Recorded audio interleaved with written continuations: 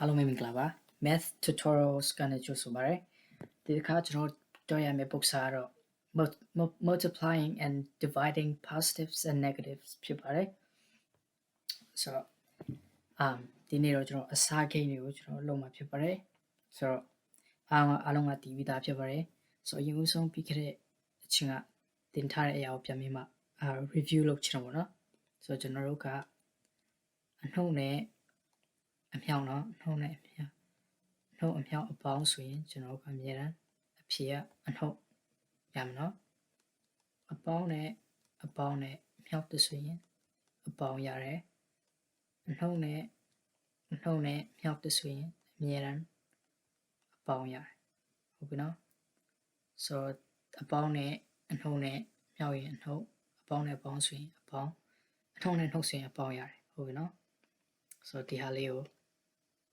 မှတ်ထားစီချင်ပါတယ် Okay ဒီပုံမှာထားလိုက်မယ် Okay ဒါဆိုရင်အားလုံးတည်ပြီးသားဖြစ်ပါတယ်ငါးထည့်နဲ့ဒီမှာအပေါင်းရှိတယ်ဆိုတော့အားလုံးကတည်ပြီးသားဖြစ်တယ်ပေါ့နော်ဆိုရင်အဖြေက9ထည့်လေး30ဟုတ်ပြီနော်ဒီမှာနံပါတ်2ပုတ်စာကိုကြည့်မယ်နံပါတ်2ပုတ်စာကအပေါ်ကအနှုတ်အောက်ကအပေါင်းဖြစ်နေနော်ဒီလိုမျိုးဆိုရင်ကျွန်တော်အမြဲတမ်းအဖြေက12နဲ့လေး24ဟုတ်နော်ဒီမှာနှုတ်ရှိတဲ့အတွက်ကြောင့်အမြဲတမ်းကျွန်တော်နှုတ်ကိုရေးပေးမယ်ဟုတ်ပြီနော်ကဲဒီမှာနံပါတ်3ကိုကြည့်တဲ့အခါမှာအနှုတ်20ကိုအနှုတ်2နဲ့စမယ်ဆိုရင်ဒီလိုမျိုးဆိုရင်ဒီလိုခြေလို့ရတယ်ဟုတ်နော်အနှုတ်နဲ့နှုတ်ကိုခြေတော့အပေါင်း20နော်အပေါင်း2ဆိုရင်အဖြေက30နော် positive okay number 4လည်းပြန်ကြည့်မယ်ဆိုရင်အနှုတ်နဲ့နှုတ်စားတဲ့အတွက်ကြောင့်ဒီကောင်ကိုခြေလို့ရတယ်ခြေတော့အပေါင်းဖြစ်သွားပြီပေါင်း300ပေါင်း20 okay တရားကိုဖြည့်တော့တဲ့ခါမှာ20ထည့်နဲ့300စားတဲ့ခါမှာ1500နော် okay ပြီးတော့ဒီအားလုံးကအတူတူပဲဒီမှာလဲနံပါတ်7ဆိုလဲဒီအပေါ်က positive အောက်က negative ဆိုတော့ဒီကောင်ကိုအနှုတ်15နဲ့စားတဲ့အခါမှာအဖြေကဘယ်လောက်ရလဲဆိုရင် negative 5နော်15လေး95ဟုတ်ပြီနော်ဆိုတော့အဖြေကအနှုတ်ပါမယ်နော်အနှုတ်5 okay ဒီမှာဆိုရင်ဒီနှစ်ခုနှုတ်နဲ့နှုတ်ချေမယ် positive 56 positive 14ဒါဆိုရင်စားမယ် okay စားတဲ့အခါမှာဖြေကကျွန်တော်4ရမယ်ဟုတ်နော်ဆိုတော့ဒါလည်းတူတူပဲဒီအောက်ကလည်း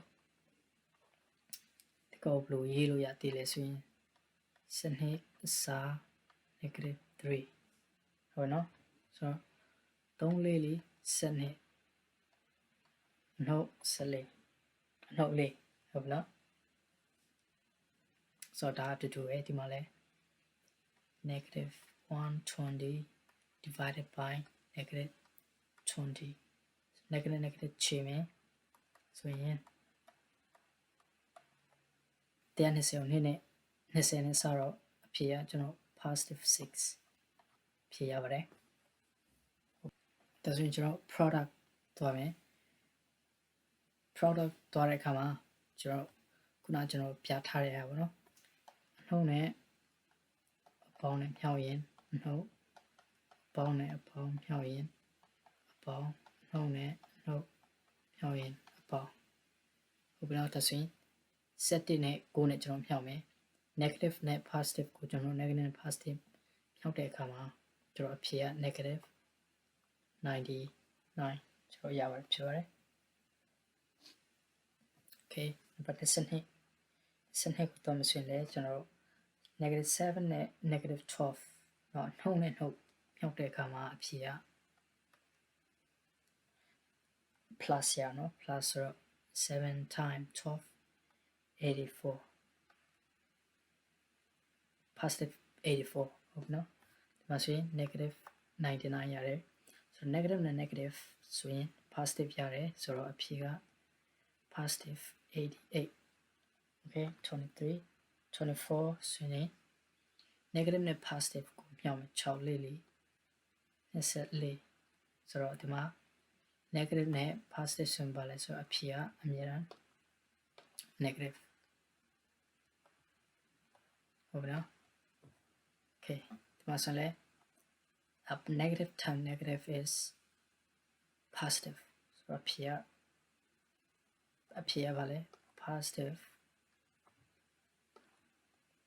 33ဒါပေမဲ့အပေါင်းလက္ခဏာကိုရေးစရာလိုလားဆိုတော့ကျွန်တော်အပေါင်းလက္ခဏာရေးစရာမလိုဖြစ်မယ် okay ဆိုတော့အဖြေက positive 33ဒီပါလဲ9လေး45အနှုတ်နဲ့နှုတ်ဆိုရင်အပေါင်း okay ဆိုတော့ကျန်တဲ့ပု္ပ္ပစာတွေကိုကိုယ့်နဲ့ကိုယ်တွက်ကြည့်လို့ရပါတယ်လို့ဆိုတော့ဒီနေ့တော့ကတော့ဒီလောက်ပဲပေါ့နော်အောင်တော့အဆင်ပြေမလို့ယုံကြည်ပါတယ်